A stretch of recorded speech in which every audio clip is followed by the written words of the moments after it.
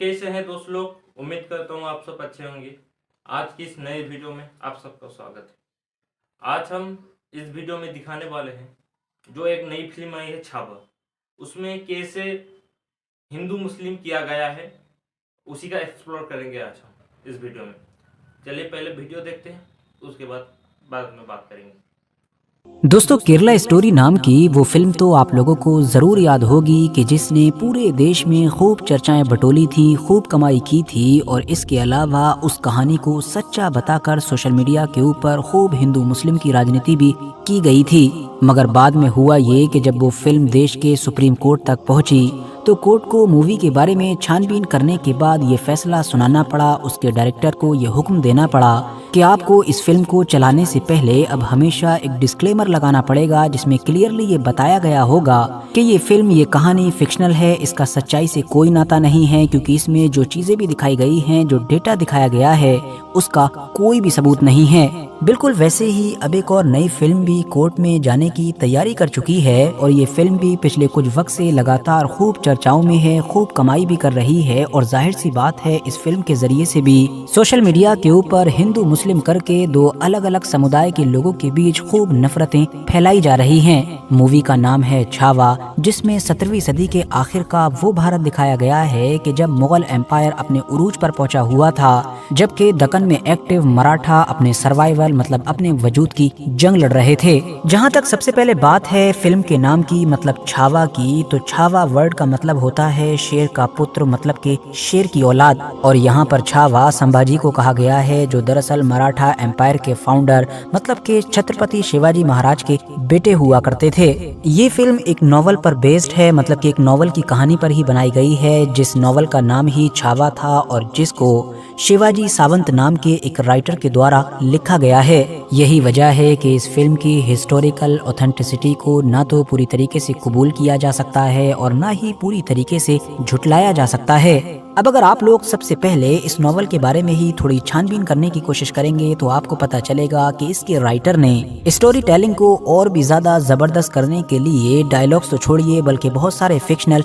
Events तक शामिल किए हैं और बाद में फिर इसी नॉवल के ऊपर बॉलीवुड की ये हिस्टोरिकल फिल्म तैयार की गई है। और जाहिर सी बात है जब बॉलीवुड वाले कोई हिस्टोरिकल फिल्म बनाते हैं तो वो उसके साथ क्या कर डालते हैं ये मुझे आपको बताने की जरूरत नहीं है, क्योंकि पिछले 8-10 साल का रिकॉर्ड आप लोगों के सामने ही मौजूद है। इस फिल्म की कहानी में मेनली इस चीज पर फोकस करने की कोशिश की है कि किस तरह से उस दौर की दुनिया की सबसे बड़ी ताकतों में से एक मतलब कि मुगल सल्तनत के खिलाफ शिवाजी के बेटे संभाजी महाराज ने अपने कम रिसोर्सेस और लिमिटेड आर्मी के साथ बादशाह औरंगजेब आलमगीर की ताकतवर फौज से लोहा लिया और बाद में जब अपने ही चंद लोगों की गद्दारियों की वजह से मुगल संभाजी महाराज को पकड़ने में कामयाब रहे तो फिर बादशाह औरंगजेब आलमगीर के हुक्म पर इनको तड़पा कर कत्ल कर दिया गया। अब इस बात में तो कोई भी शक नहीं है कि मुगल उस दौर में अपना सबसे सुनहरा दौर देख रहे थे, तो वहीं दूसरी तरफ मराठा लोग अपने सर्वाइवर की जंग लड़ रहे थे, मतलब उनका वजूद भी खतरे में आ चुका था। और इस बात में भी कोई शक नहीं है कि शिवाजी महाराज के जिन बेटे मतलब छावा की कहानी इस फिल्म में दिखाई जा रही है, उन्होंने मुगलों से लोहा लिया, बाद में इनको कत्ल कर दिया गया, ये भी बिल्कुल सही है। मगर गलत सिर्फ इतना है कि इस मूवी में इन तमाम चीजों को हिंदू मुस्लिम का रंग देने की कोशिश की गई है, मतलब ये बताने की कोशिश की गई है कि ये जो कुछ भी हो रहा था ये सब कुछ सिर्फ और सिर्फ हिंदू मुस्लिम की वजह से हो रहा था। मतलब एक तरफ शिवाजी और उनकी औलादों की जितनी भी फौजें थीं, जितने भी उनके पीछे खड़े हुए लोग थे, वो मानो सारे के सारे हिंदू थे, उनके हाथ में भगवा झंडे थे। तो दूसरी तरफ बादशाह औरंगजेब आलमगीर की फौज पूरी मुस्लिम की मुस्लिम थी और वो सब लोग हरे झंडों के साथ बस हिंदुओं को खत्म करने के लिए आए थे। जबकि अगर आप लोग असली इतिहास पढ़ेंगे तो आपको पता चलेगा कि ऐसी फिल्में बनाने वाले लोग इतिहास तो जानते ही नहीं हैं और साथ ही साथ इतिहास के बारे में कुछ समझ भी नहीं रखते हैं। वरना ये लोग जरा बताएं कि शिवाजी महाराज या उनके बेटे की जो फौजें हुआ करती थीं, क्या उसमें मुस्लिम फौजी नहीं हुआ करते थे? फौज तो छोड़ ही दीजिए, बल्कि उनकी फौजों के जो बड़े बड़े सिपह सालार हुआ करते थे और जो इनकी फौजों से जुड़ी हुई बड़ी बड़ी पोस्ट हुआ करती थी, उन पर उस दौर में बेशुमार मुसलमान बैठे हुए थे। बहुत सारे लोगों को जानकर शायद दुख होगा कि शिवाजी के जो इन्फेंट्री चीफ हुआ करते थे वो एक मुसलमान थे जिनका नाम था नूर खान बेग। उस दौर में शिवाजी की जो एक बड़ी ताकत समझी जाती थी, मतलब कि उनकी नेवी, उनकी जल सेना, اس کے جو بڑے بڑے چیف تھے ان میں سے 2 مسلمان تھے، جن میں سے ایک کا نام تھا دولت خان اور ایک تھے دریا سارنگ۔ شیواجی کے سب سے مشہور آرٹلری کمانڈرز میں سے 2 کا نام سدی ہلال اور ابراہیم خان ہوا کرتا تھا۔ باقی سب تو چھوڑ ہی دیجئے، سیکریٹری آف انٹیلیجنس مطلب کہ جو خفیہ ایجنسی ہوتی ہے اس کا جو ہیڈ ہوتا ہے وہ بھی شیواجی کا ایک مسلمان ہوا کرتا تھا، جن کا نام تھا مولانا حیدر علی۔ شیواجی کے بیٹے سمبھاجی مہاراج کے جن کی کہانی اس مووی میں دکھائی جا رہی ہے، ان کے ساتھ بھی ایک مغل شہزادہ ہوا کرتا تھا جس کا نام تھا اکبر، اور جو دراصل خود مغل بادشاہ اورنگزیب عالمگیر کا بیٹا تھا، اور ظاہر سی بات ہے یہ بادشاہ اورنگزیب عالمگیر کے لیے تو ایک غدار تھا، لیکن یہ مراٹھاؤں کی طرف سے مغلوں کے خلاف پوری طاقت سے لڑ رہا تھا۔ سکے کو پلٹ کر اب اگر آپ لوگ اس کا دوسرا رخ دیکھنے کی کوشش کریں گے تو وہ بھی بالکل ایسا ہی نظر آئے گا، مطلب کہ بادشاہ اورنگزیب عالمگیر کے دور میں مغل سلطنت بھی ہندو لوگوں سے بھری پڑی تھی۔ عام فوج میں تو ہندو سپاہی ہوتے ہی تھے، اس کے علاوہ بڑے بڑے سپہ سالار، بڑے بڑے منتری، بڑے بڑے وزیر ہندو ہوا کرتے تھے۔ حیرانی کی بات تو یہ ہے کہ اس دور میں مراٹھاؤں اور مغلوں کے بیچ یہ جو جنگیں چل رہی تھیں، یہ جھڑپیں چل رہی تھیں، ان میں سے زیادہ تر جنگیں تو ایسی ہوا کرتی تھیں کہ جن کو بادشاہ اورنگزیب عالمگیر کی طرف سے مغل سلطنت کے ہندو سپہ سالار، ہندو راجہ مہاراجہ یا گورنر لیڈ کیا کرتے تھے۔ خاص طور سے 1965 کی وہ جنگ کہ جس کو بیٹل آف پورندر کے نام سے جانا جاتا ہے اور جس میں شیواجی کو ایک بڑی ہار کا سامنا کرنا پڑا تھا، تو اس جنگ میں بھی مغل آرمی کو ایک ہندو سپہ سالار جے سنگھ لیڈ کر رہے تھے۔ جنگ میں ہار کے بعد شیواجی نے مغلوں کے ساتھ سمجھوتا کیا تو بادشاہ اورنگزیب عالمگیر کے حکم پر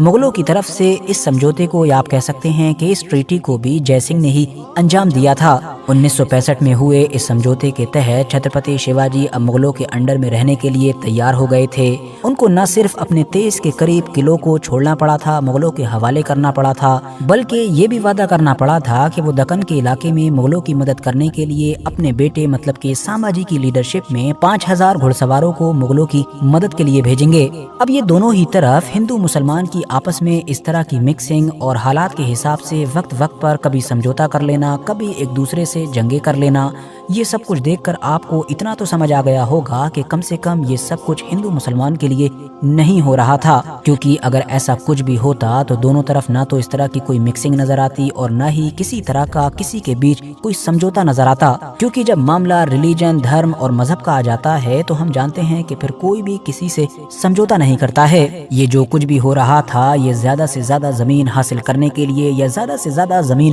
بچانے کے لیے ہو رہا تھا۔ باقی جہاں تک معاملہ اس فلم کے کورٹ میں جانے کا ہے کہ جس کا ذکر ہم نے شروع میں کیا تھا، تو معاملہ ایسا ہے کہ اس فلم کے اندر یہ بھی دکھایا گیا ہے کہ کس طرح سے چند اپنے ہی لوگوں کی غداری کی وجہ سے سمبھاجی مہاراج کو مغل پکڑنے میں کامیاب ہو جاتے ہیں۔ تو یہ جو لوگ غداری کرتے ہوئے اس میں دکھائے گئے ہیں، انہی کو لے کر اب بوال ہوا ہے۔ دراصل ایک شرکی فیملی ہے کہ جس کا اتہاس کافی لمبا ہے، ان کی اولادوں اور ان کے ونشجوں نے ہی اس مووی پر سوال کھڑا کیا، اس کے اوپر انگلی اٹھائی اور یہ کہا کہ دراصل اس مووی میں اتہاس کے ساتھ چھیڑ چھاڑ کی گئی ہے اور ہمارے پوروجوں کو غلط طریقے سے دکھایا گیا ہے، اس سے ہماری جو فیملی ریپوٹیشن ہے، ہمارے خاندان کا جو ایتہاسک نام ہے، ان پر برا اثر پڑ رہا ہے۔ ان لوگوں نے ڈائریکٹر کو دھمکاتے ہوئے کہا کہ وہ یا تو سین کو ہٹا دیں، سین کو بدل دیں اور ان کو بھی رسپیکٹ دیں، ورنہ وہ تیار ہو جائیں کیونکہ ہم مانہانی کا کیس کریں گے، وہ بھی پورے 100 کروڑ کا۔ اور حیرانی کی بات تو یہ ہے کہ جہاں ایک طرف لوگوں کو یہ امید رہی ہوگی کہ ڈائریکٹر تھوڑا بہت سوچ وچار کرے گا،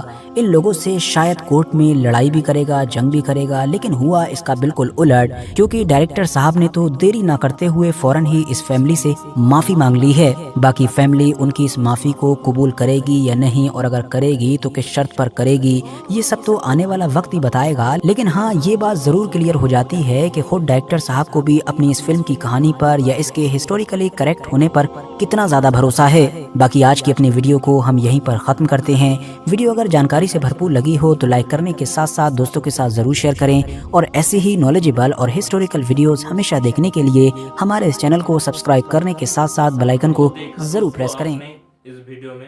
جو سچائی ہے اسے دکھایا گیا ہے، اور ویڈیو اچھا لگے تو اپنے سارے دوستوں تک شیئر کرو، اس ویڈیو کو زیادہ سے زیادہ لوگوں تک پہنچاؤ، اور سب کو اس فلم میں جو دکھایا گیا ہے اس کی حقیقت سمجھیں، اور ایسے ویڈیو دیکھنے کے لیے ہمارے پیج کو سبسکرائب کریں۔